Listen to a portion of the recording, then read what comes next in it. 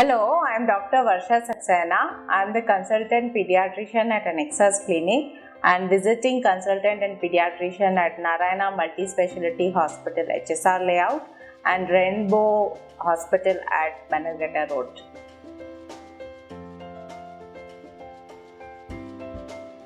Cough in a small infant can be of acute or chronic in nature. Acute cough which is more than 15 days of duration can be labeled as chronic cough.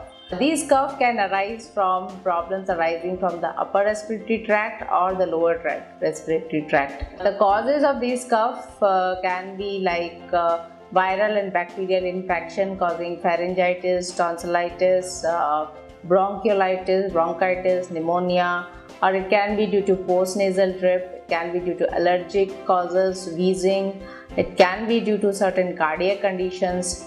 So we should know about the cause of the cough. Mild cough can be treated with giving the child sips of warm water, steam inhalation, saline nose drops, giving him plenty of fluids.